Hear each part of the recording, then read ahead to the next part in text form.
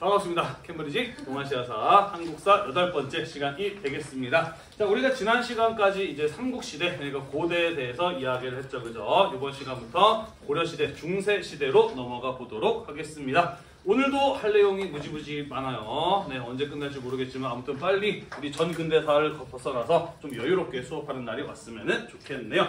자, 같이 한번 살펴보도록 하겠습니다. 여기 안 보이니까 커튼을 좀 칠게요. 그 화면이 여기 가운데 가 있어야 될 것 같아, 그지? 좀 불편하지 않아?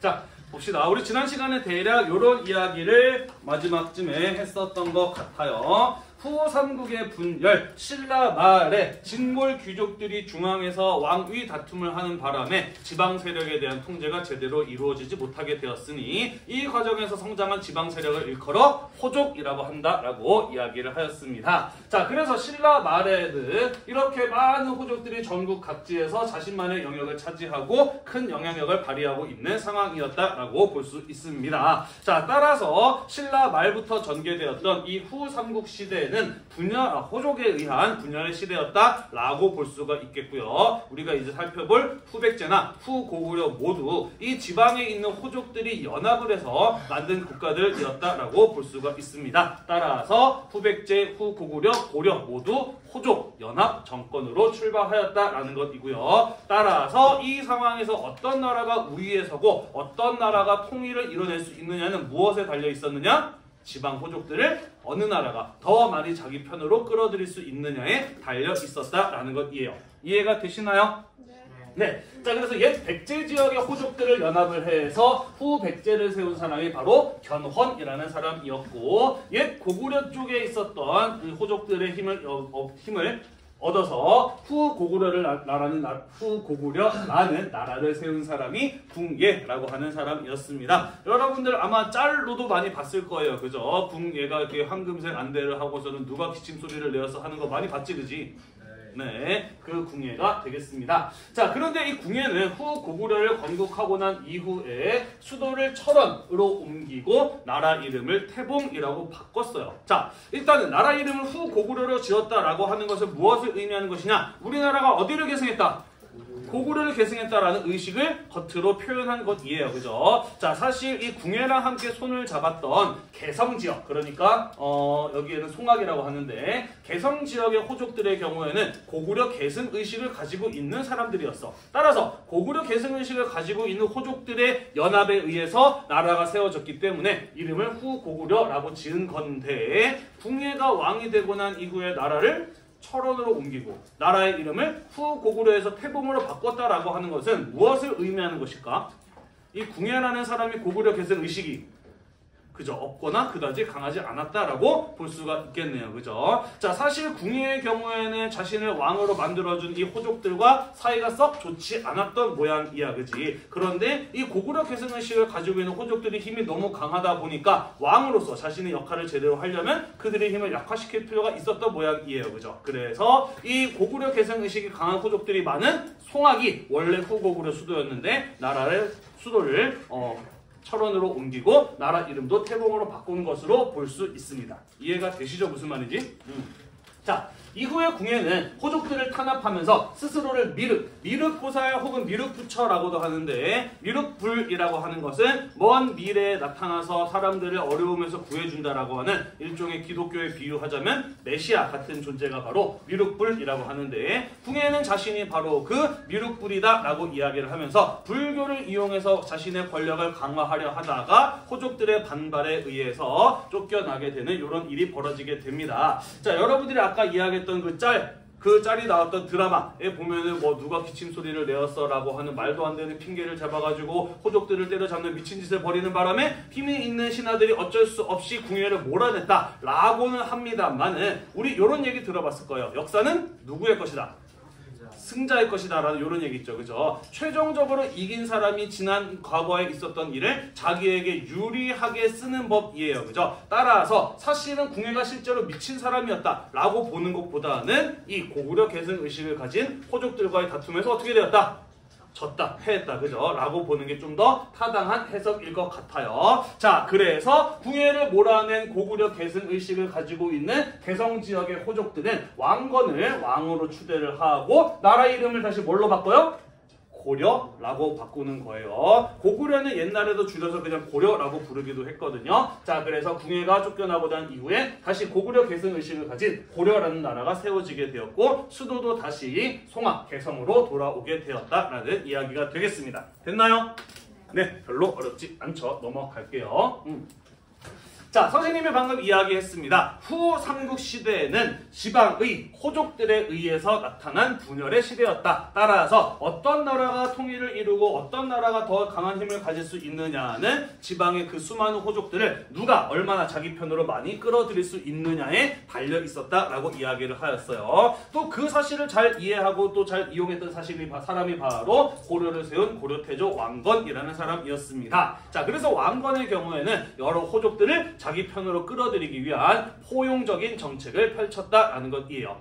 예를 들자면 궁예의 경우에는 신라에 대해서 적대적인 태도를 취했던 것에 비해서 왕건의 경우에는 신라에 대해서 우호적인 태도, 잘해주고 어떻게든 조금 뭐라도 더 해주려는 그런 우호적인 태도를 보였다라는 것이고요. 특히 발해가 거란족에 의해서 멸망하고 난 이후에 옛 발해 사람들이 고구려로 많이 넘어오기도 했는데 그들을 모두 끌어안아 주었다.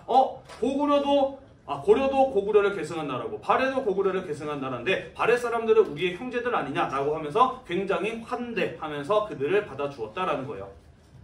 이런 것들이 왕건이 수상국을 통일하게 되는 중요한 원동력이 되었다라는 거예요. 이해가 되시죠? 네, 자, 선생님이 방금 이야기했던 것처럼 호족들을 내 편으로 만들고 그들을 믿을 수 있는 나의 동맹자로 만들어야 됩니다. 자, 우리 주변에서 가장 믿을 수 있는 사람은 누군가요? 사실 나의 가족들이에요. 그죠? 따라서 왕건 역시 이 지방에 힘 있는 호족들을 자신의 가족들로 만들고자 하였습니다. 무엇을 통해서? 혼인정책, 정략결혼이라고도 하는데 호족의 딸들과 결혼을 해서 그들과 가족이 됨으로써 이 여러 힘 있는 호족들을 믿을 수 있는 나의 동맹으로 만들고자 하였다라는 것이에요. 이해가 되시죠? 자, 또 딸이 없는 호족들을 그럼 어떻게 자기 편으로 만드느냐? 어떻게 나의 가족을 만들지? 그렇죠. 우리 가족들은 전부 다 성씨가 같잖아. 그지? 그래서 왕건의 경우에는 정말로 중요한 호족들에게는 왕씨의 성을 내려줍니다. 너도 우리 왕씨 집안이야 라고 이렇게 만드는 거지. 그래서 이러한 정책, 성을 내려준다라고 해서 줄사자에 성자를 써서 사성정책이라고 이야기를 해요. 예를 들자면 발해가 망해서 발해 왕자 대광현이라는 사람이 항복해 왔을 때 발해 왕족도 어차피 고구려를 계승한 왕족이니까 우리의 가족 아니야? 라고 하면서 발해 왕자 대광현에게 왕씨의 성을 줍니다. 이런 것들이 사성 정책이라고 보시면 돼요. 뭐 왕씨 성만 줬던 건 아니에요. 그 외에도 힘 있는 여러 호족들에게는 다른 성씨를 주기도 하는데 왜 그러냐면 성씨를 갖는다는 것은 귀족이 된다는 걸 의미하는 것이거든요. 그래서 그들을 귀족으로 우대하면서 마찬가지로 자기의 편으로 끌어들이는 이러한 정책을 펼치기도 하였다라는 것입니다. 이해가 되시죠? 자, 그러다 보니 신라를 고려는 싸우지 않고 얻어낼 수 있었어요. 후백제의 경우에는 고려가 신라에 대해서 우호적인 태도를 보여서 신라가 자꾸 고려랑 가까워지는 모습을 보이게 되자 홀로 고립되었던 백제는 불안했습니다. 그래서 후백제의 견훤이 특공대를 보내서 신라 수도 경주 금성을 공격하게 하고 신라 왕을 죽이고 새로운 왕을 그 자리에 앉히는 이런 일을 벌이기도 해요. 이때 견훤에 의해서 신라의 왕의 자리에 올랐던 사람이 신라의 마지막 왕 경순왕이라는 사람입니다. 현타가 왔겠지. 나라를 지키지 못해서 다른 나라 특공대가 쳐들어와서 수도를 공격하고 왕을 죽이고 왕을 갈아치워버리는 이런 나라, 스스로도 지킬 수 있는 능력이 없는 나라 유지해서 못하느냐라는 이런 생각이 들었던 거죠. 자, 그래서 신라는 고려에게 항복의 의사를 표현하게 되는 것이고 고려는 신라의 항복을 받아들여 주게 되면서 1000년 동안 1000년 넘게 이어졌던 신라라는 나라도 이렇게 역사 속으로 사라져버리게 되었다라는 것이에요. 됐나요? 네. 자, 한편 후백제에서는 어떤 일이 일어나느냐? 왕위 다툼이 일어납니다. 견훤의 아들이 견신검이라는 사람이었는데 아버지를 몰아내고 자신이 왕위의 자리에 오르려고 하는 이런 일을 벌입니다. 자, 그래서 아버지를 절에다가 가두어 버리고 본인이 왕위에 오르는 이런 일이 벌어지게 돼요. 자, 그 소식을 듣자 왕건 곧바로 특공대를 보내서 절에 갇혀 있었던 견훤을 구출해서 고려로 데리고 옵니다. 그리고 견훤은 이렇게 이야기를 하죠. 나한테 군대를 달라. 그리고 내 자식을 내 손으로 참교육하겠다. 폐륜을 저지른 내 자식을 내가 바로잡겠다 라고 이렇게 이야기를 해요. 그래서 왕건은 견훤과 함께 군대를 이끌고 후백제를 공격을 하게 되고, 후백제 군대의 경우에는 어제까지만 해도 우리가 왕으로 모셨던 견훤이 앞장서서 침공해 오는 것을 보고 싸울 의지를 잃었다라고 하죠. 그러면서 후백제도 결국 고려에 의해서 멸망을 하게 되면서 936년 고려에 의해서 신라가 후백제 후 고구려로 나눴던 후 삼국시대가 재통일되었다라는 것이에요. 이해가 되시죠? 네, 우리 이렇게 신라가 망하고 고려시대로 넘어가는 과정을 함께 이야기를 해보았습니다. 넘어갈게요. 자, 우리가 지금 여러 차례 이야기했다시피 고려라는 나라를 세운 사람들은 고구려 계승의식을 가지고 있었어요. 그것은 태조 왕건도 마찬가지였죠. 자, 그래서 고구려 계승의식 속에서 고려 초에는 다음과 같은 정책들이 추진이 되기도 합니다. 예를 들자면은요, 고구려의 수도가 어디였냐면은 평양이었잖아요. 그지? 그래서 평양, 개경보다 조금 서쪽에 있잖아요. 그래서 평양을 일컬어 서쪽의 수도다라는 의미에서 서쪽 서자에 수도 경 자를 써서 서경이라고 부르면서 굉장히 중요한 곳으로 다루기도 하였다라는 것이고요. 옛 고구려의 영토를 되찾겠다라고 하면서 북쪽으로 영토를 넓히는 북진 정책을 추진하기도 해요. 그러면서 여기 보시면 선생님이 지금 빨간색 네모로 쳐놓은 여기 부분이 왕건 시절의 북진 정책을 통해서 새롭게 얻어낸 북쪽의 영토다라고 볼 수가 있습니다. 나아가서 후 삼국을 통일하는 과정에서 신라, 후백제, 고려 사이에 치열한 전투, 전쟁 같은 것들이 있었어요. 그죠? 따라서 나라가 이제 고려로 통일이 되었기 때문에 고려의 백성들의 삶을 안정시킬 필요가 있었던 것이죠. 네, 그래서 호족들에게 백성들로부터 지나치게 많은 세금을 거두지 못하도록 하는 등 이러한 조치를 취함으로써 백성들의 생활을 안정시키고자 하였다라는 것이에요. 그리고 왕건은 사망을 하게 되는데, 죽기 전에 나의 뒤를 이어서 왕을 하는 사람들은 다음 10가지를 지켜라 라는 유언을 남깁니다. 그게 바로 훈요 10조라고 하는 것이에요. 여기에는 뭐 우리는 고구려를 계승한 나라니까 고구려를 계승을 잊지 말아라, 서경을 중시하라, 이런 이야기 하기도 하고요. 우리나라는 불교의 힘으로 일어난 나라이기 때문에 불교를 중요시 여겨라라는 이야기를 하고요. 첫째 아들이 왕위를 이어받도록 하되 첫째 아들이 멍청하면 다른 형제로 왕을 세워라라는 뭐 이런 등등의 이야기를 합니다. 문제 풀 때 왕건에 대한 지문을 보고 1, 2, 3, 4, 5번 중에 훈요 10조 고를 줄 알면 돼요. 반대로 훈요 10조를 보면은 1, 2, 3, 4, 5번 중에 왕건에 대한 설명으로 오는 것을 고를 정도면 됩니다. 무슨 말인지 이해가 되죠? 네, 훈요 10조는 왕건이라는 키워드를 짚어낼 수 있는 문제로 종종 출제가 되니까 이 부분 잘 기억해 두시면 될 것 같아요. 자, 그런데 왕건이 죽고 난 다음부터 뭔가 좀 일이 꼬이기 시작을 합니다. 왕건 다음에 왕위에 오른 둘째 왕이 해종이라는 사람이고요. 그 뒤에 정종, 그 뒤에 광종이 왕위에 오르는데 모두 왕건의 아들들입니다. 왕건의 아들의 아들로 이어진 게 아니라 왕건의 아들의 동생으로 이어졌다라는 거예요. 자, 왜 이런 일이 벌어졌느냐 봅시다. 아까 왕건이 호족들을 자기 편으로 끌어들이기 위해서 했던 정책 가운데 뭐가 있었냐면은 혼인 정책이 있었어요. 그죠? 호족의 딸들과 결혼을 하면서 그들을 내 편으로 만들었어. 자, 그러면 왕건은 결혼을 몇 번 했을까? 많이 했겠죠. 그죠? 왕건의 부인은 무려 29명이었습니다. 그리고 그 29명의 부인에게서 25명의 아들과 9명의 딸을 얻어요. 자, 여기서 문제는 뭐냐면은 25명의 아들들은 전부 다 왕건의 아들이니까 무엇이 될 자격이 있는 애들이에요? 왕이 될 자격을 가진 애들이에요. 그죠? 그런데 이 왕자들의 외할아버지는 또 다 누굽니까? 외할아버지는 지방에 힘 있는 호족들이에요. 그죠? 따라서 지방에 힘 있는 호족들이 왕자들의 외할아버지, 이 사람들은 뭐 하고 싶었을까? 내 손자를 왕으로 만들고 싶었겠죠. 그죠? 자, 그래서 왕건이 죽고 난 이후에 해종이 왕위에 오르는데 내 손자를 왕으로 만들려는 힘 있는 호족들의 끊임없는 암살 시도 같은 것들을 받게 됩니다. 그러면서 태종은 언제 죽을지 모른다라는 스트레스를 받다가 일찍 죽고 그의 동생이 왕위에 오르니 그가 정종인데 여전히 자기의 형제들은 외할아버지가 강한 힘이 있는 호족들이에요. 또다시 암살 시도 같은 것들이 끊임없이 일어나면서 정종도 일찍 죽어버리고 말아요. 자, 그래서 자기의 형들이 어처구니없이 죽어나간 거를 본 네 번째 왕이 된 광종. 뭐 해야 되겠다? 나는 죽지 말아야겠다. 내가 안 죽으려면 어떻게 해야 돼? 내가 안 죽으려면 어떻게 해야 되지?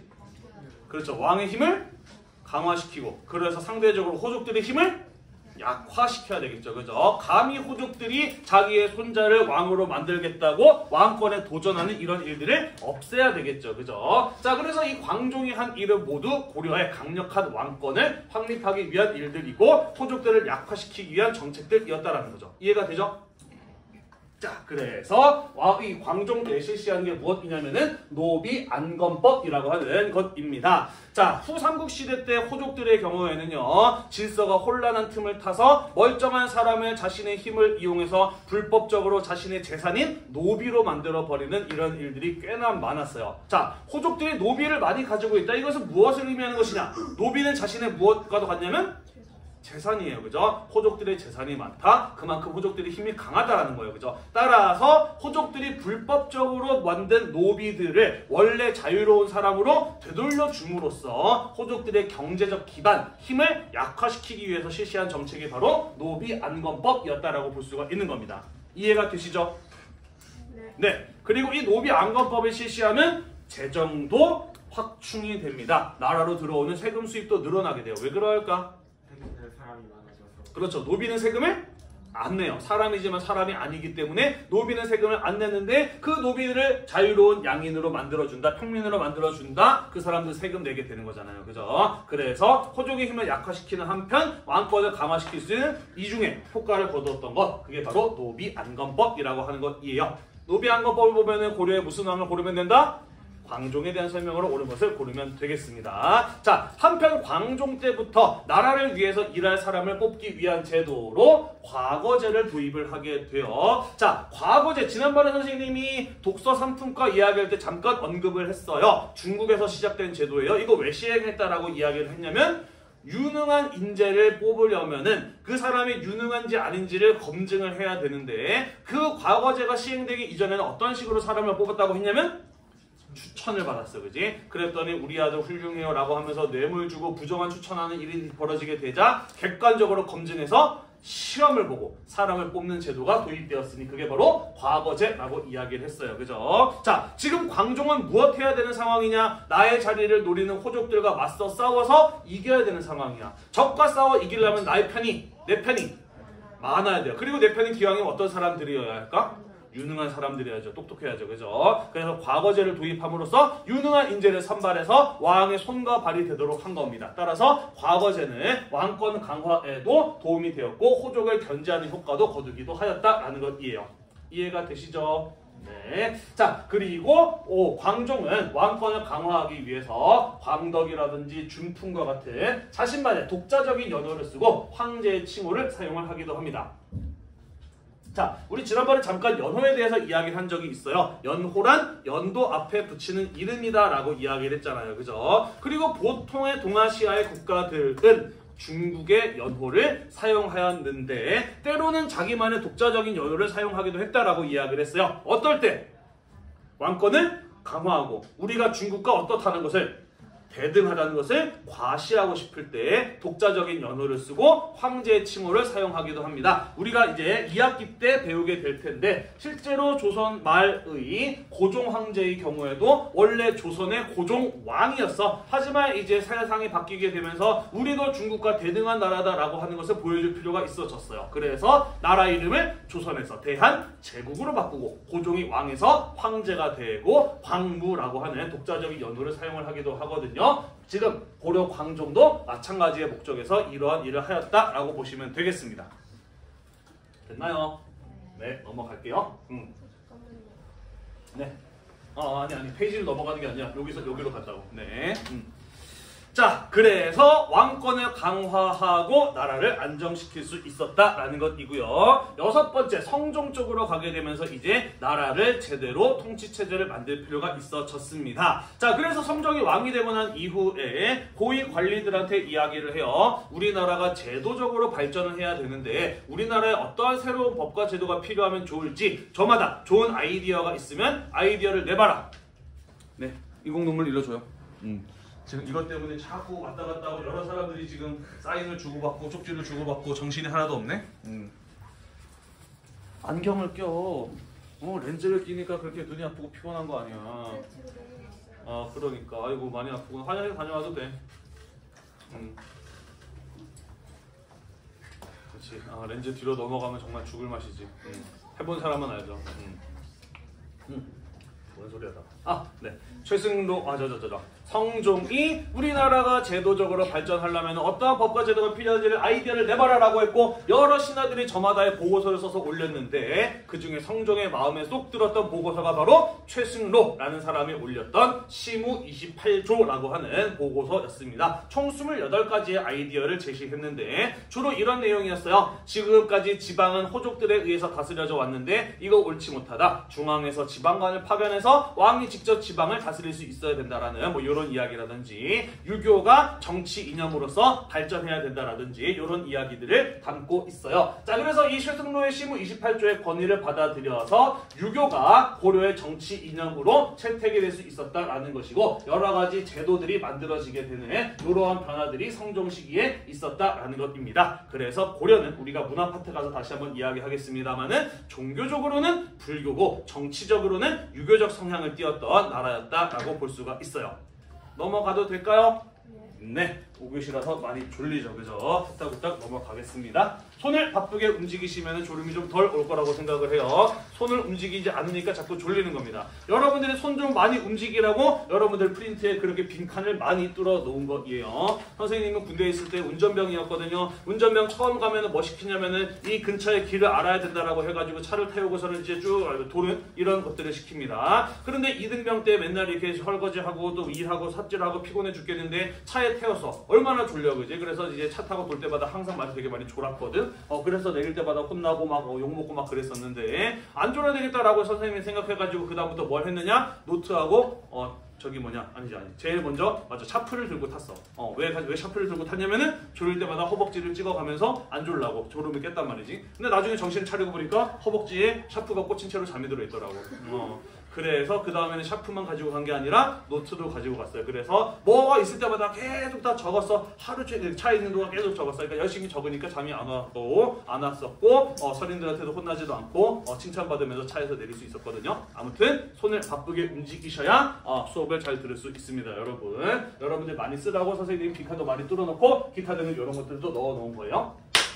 그래서 고려가 어떠한 중앙관제, 중앙의 관청의 제도를 갖추게 되었느냐. 자, 우리 지난번에 당나라에서는 삼성육부제라고 하는 중앙관제를 실시하였다라고 이야기를 했고요. 이것이 굉장히 잘 만들어진 제도였다라는 이야기를 했었습니다. 그죠? 자, 그래서 고려도 발해와 마찬가지로 당나라의 삼성육부라고 하는 제도를 받아들여서 고려의 중앙관청 제도로 이용을 하게 되는데 사실 고려의 상황이 또 당나라랑 조금 다르다 보니까 고려의 상황에 맞게 변형시켜서 받아들였어요. 그래서 고려에서는 삼성육부제가 아니라 이성육부제라는 이름의 제도를 실시하였다라는 것이에요.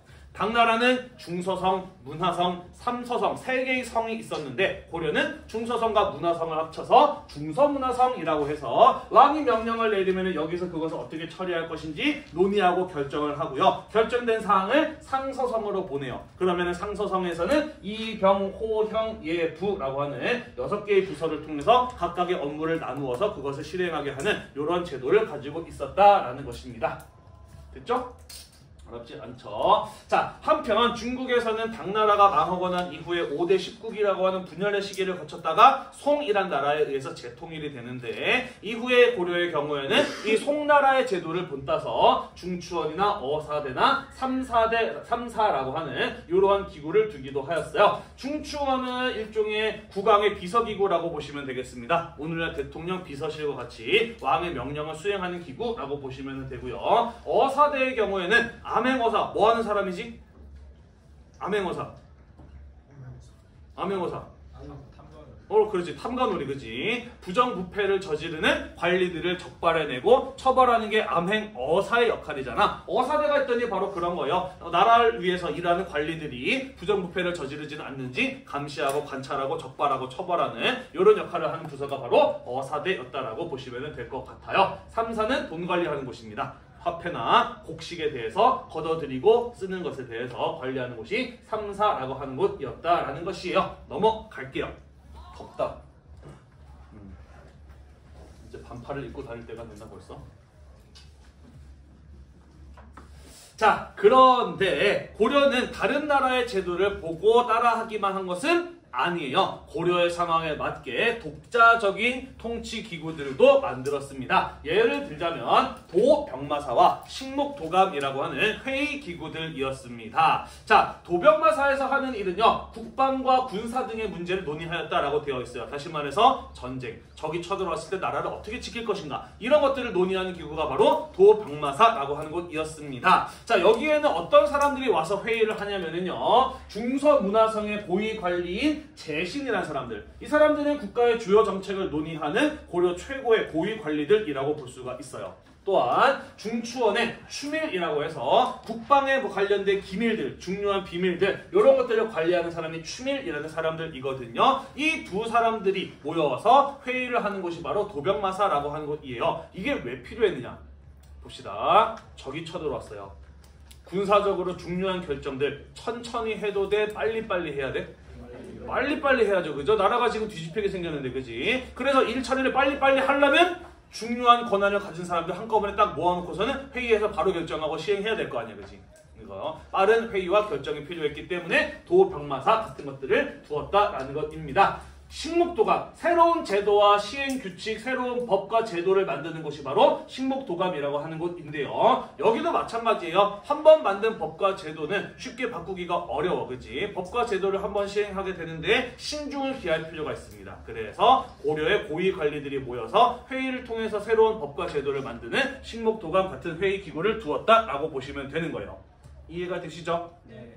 네, 자, 한편 중서문화성의 낭사라고 하는 사람들은 뭐 하는 사람들이냐면은 언론 기능이라고 되어 있습니다. 언론, 신문, 뉴스 이런 거예요, 그죠? 자, 우리 뉴스 보다 보면 어떤 것들 많이 볼 수 있냐면, 물론 어디서 무슨 사고가 났다, 산불이 났다, 산불 지금 큰 문제예요, 그죠? 뭐 이런 이야기들이 있기도 한데, 또 어떤 것도 많느냐면은 어느 정치인이 뭘 했다, 이거 잘한 일이다, 잘못한 일이다 라고 하는 내용들이 사실은 일면에 제일 중요하게 실리잖아요, 그죠? 언론이 하는 가장 중요한 기능이 뭐냐면은 정치를 비판하고 견제하는 역할이 언론의 가장 중요한 기능이거든요. 자, 그래서 여기서 낭사가 언론 기능에 했다라고 하는 건 무엇을 말하는 것이냐? 낭사는 왕이나 고위 관리들의 무엇을 잘하고 잘못했는지를 관찰하고 비판하는 사람들이 이 낭사들이었다라는 것이죠. 이해가 되나요? 네. 자, 그래서 사람들이 잘못하는 거 있나 없나 감시하고 관찰하고 처벌하는 어사대나 낭사의 경우에는 권력을 견제한다라는 점에서 비슷한 역할을 하는 사람들이었다라고 볼 수가 있는 것이고, 그래서 이 낭사와 중서문화성의 낭사와 어사대를 합쳐서 대간이라고 불렀어요. 간이라고 하는 것을 비판하는 것을 가지고 간이라고 이야기를 하거든요. 그래서 어사대와 낭사의 경우에는 권력을 견제하는 역할을 하는 사람들이었다. 그들을 합해서 대간이라고 불렀다. 권력을 견제하고 정치적인 균형을 잡을 줄 아는 이런 기구가 존재했다는 것은 그만큼 고려의 제도가 상당히 세련되게 발전하였다는 것을 보여주는 한 면이기도 하다라는 것이에요. 가겠습니다. 자, 졸리시는 분들은 스스로를 깨워가면서 수업을 하시기를 바래요. 이게 녹화 중이라 가지고 누구야 일어나라 이런 얘기를 하기 좀 껄끄럽긴 한데 스스로 잘 챙기시길 바랍니다. 자, 지방통치제도로 가보도록 하겠습니다. 여기 페이지는 선생님에게 조금 특별한 의미가 있는 페이지이기도 해요. 왜냐면은 선생님이 오산고등학교에 2014년에 왔어요. 그리고 오산고등학교에 오기 전까지 여러 학교를 시험을 봤는데 여러 학교에서 시험을 볼 때마다 많이들 떨어졌거든. 그래서 2013년 겨울에 오산고에 시험 보러 왔을 때에도 어차피 여기도 안 될 거야. 그냥 공부만 하다가 가자. 경험삼아 시험 보자 라고 생각을 해서 시험 보기 전에 책을 딱 펼치고 열심히 공부를 하다가 자 이제 시험 시간 됐습니다. 선생님들 책 집어 넣어주세요 라고 해가지고 책을 접고서는 집어 넣었단 말이지. 그런데 나온 문제가 뭐였냐면은 고려의 지방통치제도에 대해서 쓰시오라는 거였고 내가 방금 전까지 책 펴놓고 보고 있었던 거에 바로 고려의 지방제도였거든. 그래서 방금 본 거라 가지고 정말 답안지가 넘치게 답안을 와 신나게 썼어요. 이거 뭔가 필이 좋다라고 생각을 했는데 아니나 다를까 그 덕분에 오산고등학교에 합격을 해서 여기에 있게 됐어요. 나에게 뭔가 조금 특별한 파트이기도 합니다. 사실 그때 좀 운이 좋았나 봐. 그래서 그 뒤에도 다른 학교 한 2군데 정도 더 합격했다는 소식을 들었거든. 그래서 세 학교 정도 중에서 하나를 골라야 됐는데 왠지 오산고등학교가 내가 방금 책을 보고 있었는데 그게 시험 문제 나온 것 자체가 왠지 이게 하늘이 나에게 여기를 가라고 하는 것 같은 이런 느낌이 든 거예요. 그래서 세 학교 중에 오산고등학교를 골랐고 좋은 선택이라고 아직까지는 생각을 하고 있습니다. 자, 아무튼 고려의 지방제도 어떠했는지 같이 한번 보도록 할게요. 자, 우리가 수업 시작할 때 이런 이야기 했습니다. 고려라는 나라는 어떤 나라로 출발하였다? 호족 연합 정권으로 출발하였다. 그래서 원래 고려는 각각의 지방이 호족들에 의해서 다스려지고 있었다라는 것이에요. 하지만 나라가 발전하기 위해서는 중앙 집권화를 이뤄내야 돼. 수도에서 왕이 전국을 직접 지배할 수 있는 제도를 만들 필요가 있었다라는 것이죠. 자, 그래서 최승로의 시무 28조를 건의를 받았던 성종이 가장 먼저 12군데의 목에다가 지방관을 파견했습니다. 12목 여기 지금 지도에 표시되어 있는데 전국을 통치함에 있어서 중요한 곳들 12군데가 있었으니 그게 바로 12목이라고 하는 것이에요. 나주목, 승주목, 진주목, 전주목, 공주목, 상주목, 충주목 지금도 다 유명한 곳들이죠. 그죠? 충주, 상주, 전주, 나주, 진주 뭐 등등등 그죠?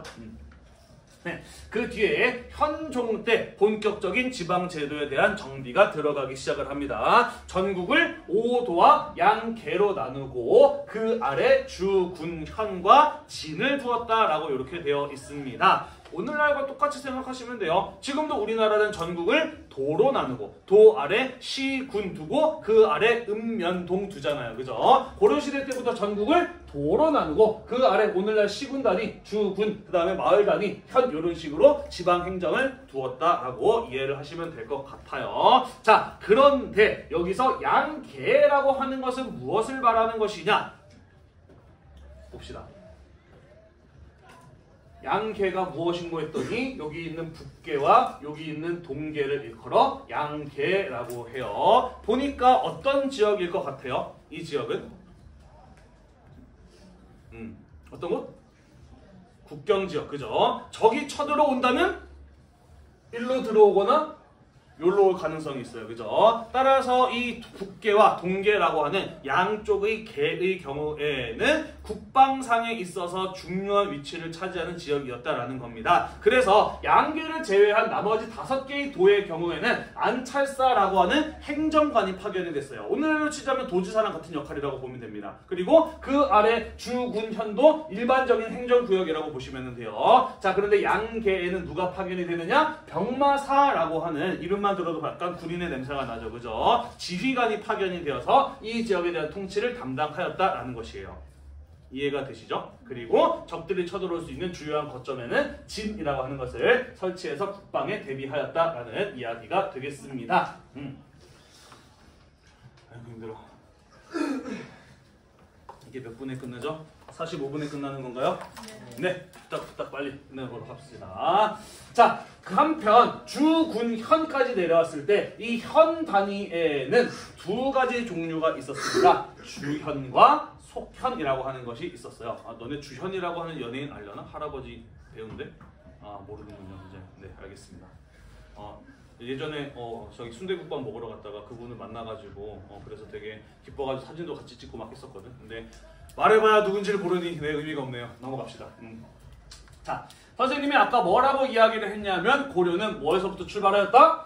호족 연합 정권에서 출발하였다. 실질적으로 지방사회는 호족에 의해서 지배되고 있었다라고 이야기를 했어요. 그죠? 자, 그래서 고려의 경우에는 이 지역은 좀 중요한 현이야 라고 판단되는 지역의 경우에는 호족의 지배 아래 두지 않고 중앙에서 직접 지방관을 파견해서 통치하였다라는 것이에요. 하지만 여전히 고려시대 때에는 지방 곳곳에 과거의 호족일 때부터 이 지방을 이 집안이 관리하는 그런 사람들이 존재하고 있었던 겁니다. 그래서 속현이라고 해서 지방관을 파견하지 못하고 과거의 호족이었던 사람들이 지방관리, 향리가 되어서 그 지역을 통치하는 지역들도 있었다라는 것이에요. 그런 것을 가지고 속현이라고 한다. 실제로 고려시대 때에는 주현보다 속현이 더 많았다. 주현의 지방관이 주변의 속현까지 관할을 했지만 실질적으로 이 속현 단위의 경우에는 지방 세력들이 향리가 통치하는 지역이었다라는 것입니다.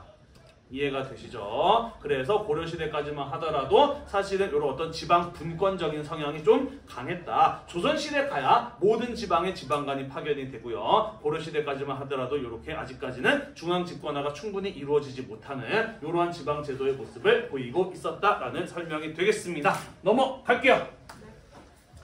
자, 한편 고려의 지방 제도 가운데 특수행정구역이 존재했습니다. 향, 부곡, 소라고 하는 곳이에요. 뭐 뒤에 가서 또 한번 설명하겠습니다만은 향부곡은 농촌이고요. 소의 경우에는 수공업촌이라고 보시면 되는데 이 지역들은 다른 지역들에 비해서 차별을 받는 지역이에요. 이 지역에 사는 사람들은 다른 지역 사는 사람들보다 조금 천한 대접을 받고 높은 세금을 내야 됐고 다른 지역으로 이주할 수 있는 자유가 박탈된 사람들이었다라고 볼 수 있습니다. 왜 이런 곳이 있었느냐? 뭐 여러 가지 원인이 있어요. 반란을 일으킨 경험이 있는 지역들이 이런 식으로 차별받는 지역으로 떨어지는 경우도 있고요.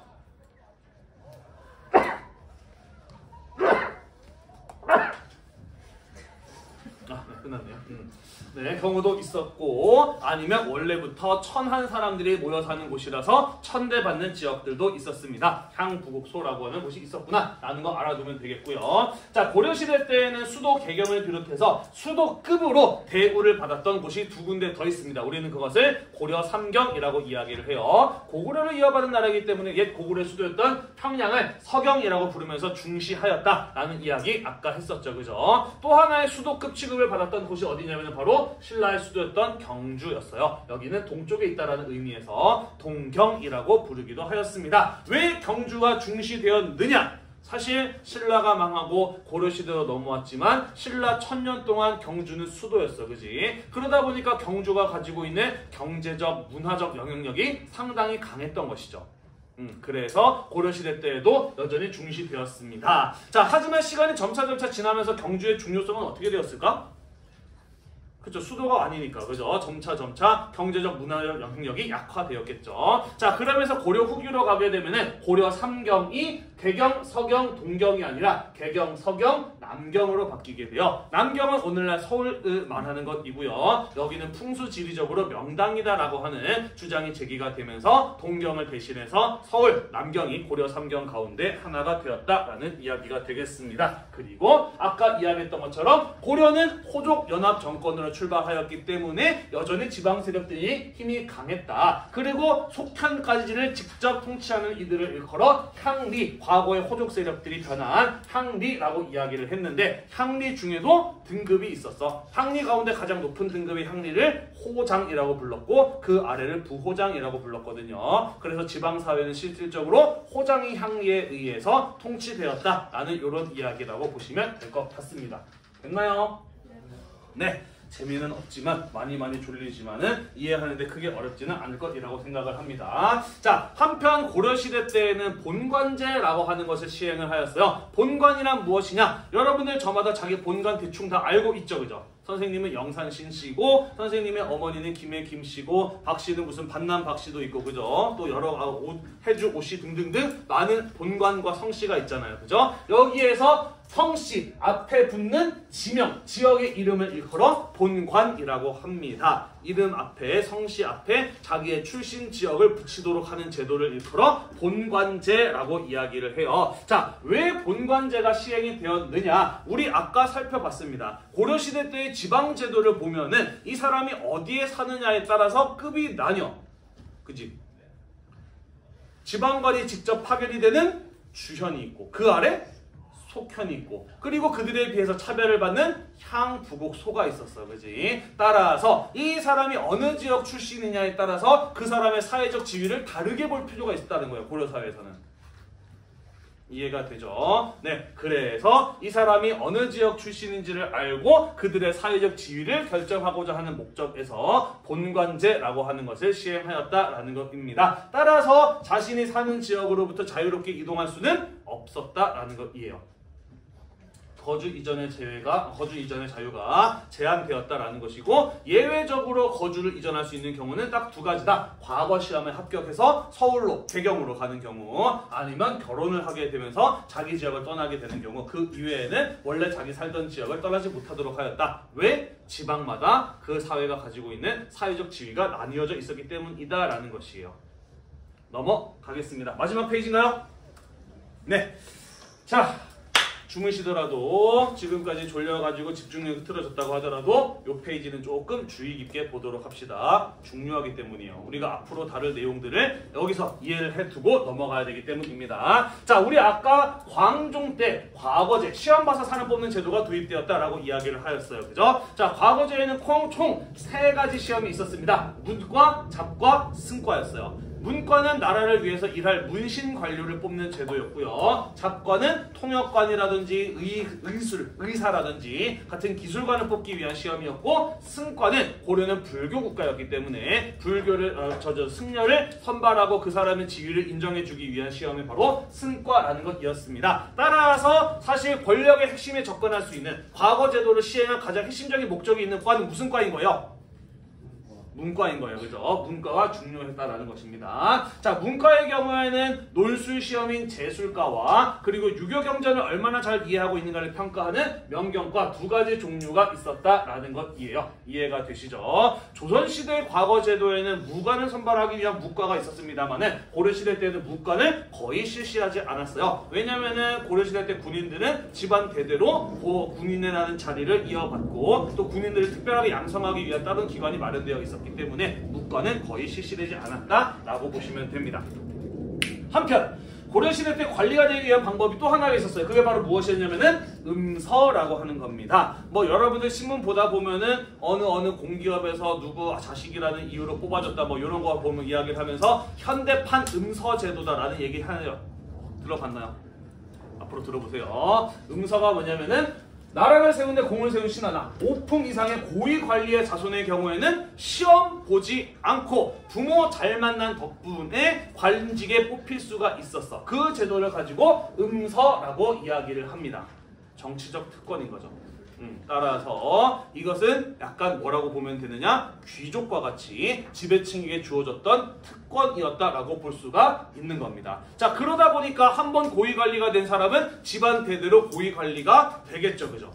그렇죠, 그죠? 그렇게 고려의 권력을 장악한 여러 가문들이 만들어지게 되니 그게 바로 우리가 다음 시간에 배울 문벌이라고 불리는 가문이 되겠습니다. 자, 그러면 이렇게 보면 이렇게 좀 물어봅시다. 고려시대 때에는 과거와 음서라고 하는 관리 선발 제도가 있었다. 그 중에서 어떤 제도로 뽑는 경우가 더 많았을까? 어느 쪽이 출세가 더 빨랐을까? 우리가 생각하기에 과거일 것 같은데 고려시대 때는 음서로 뽑는 사람이 더 많았고 음서 출신이 출세도 더 빨랐어. 왜 그랬느냐? 불과 얼마 전까지만 해도 신라시대까지만 하더라도 골품제라는 신분제가 있었어. 그지? 혈연적 특권. 얘네가 어느 집안 사람이냐를 훨씬 더 중시하던 시대가 신라시대였다고. 따라서 신라가 망하고 고려시대로 넘어오면서 골품제 같은 건 없어졌지만 사람들의 생각이 하루아침에 바뀌지는 않아요. 여전히 이 사람이 어떤 집안이냐, 이 사람이 어떤 혈통이느냐를 중요시하는 사회이기는 했다라는 거지. 그래서 고려 사회는 귀족적인 성향을 꽤 강하게 띠고 있었다라는 것이고요. 조선시대 가야 음서가 의미가 없어지고 오직 과거만이 핵심적인 것으로 자리 잡게 된다라는 소린 거예요. 점차 그래도 발전하는 모습을 보였다라는 것입니다. 고려의 중앙에는 국자감이라는 교육기관, 지방에는 향료라는 교육기관을 두어서 유학을 교육하고 관리들을 양성하였다라는 내용까지가 오늘 우리가 살펴볼 내용이었는데요. 그러면 우리 한국사 배움책을 펴서서 이번 시간에 배운 내용들 함께 정리를 좀 해보도록 하겠습니다. 한국사 배움책 몇 쪽이냐면요. 8쪽이에요.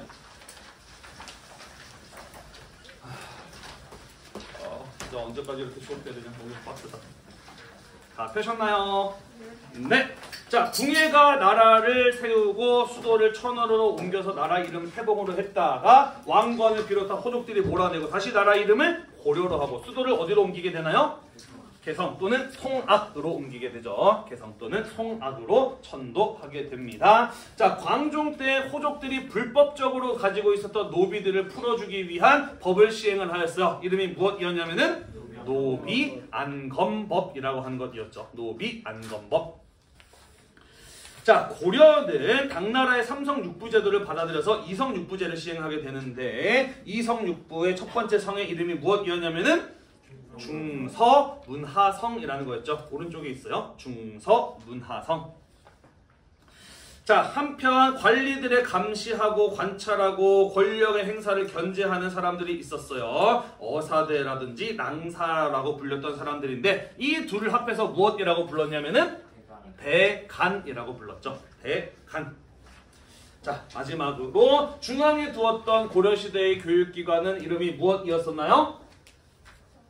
국자감이라고 하는 것이었죠. 그죠? 국자감을 두어서 유교 교육을 시행하였다라고 이야기를 하였습니다. 자, 오늘도 많은 내용 공부하느라고 졸음을 참아가면서 수업을 듣느라고 대단히 고생이 많으셨고요. 이 수업 영상이 여러분들의 한국사 공부에 도움이 되셨다면 좋아요, 구독과 좋아요, 알림 설정까지 오바다. 네, 그냥 구독과 좋아요 잊지 말고 눌러주세요. 수고했습니다.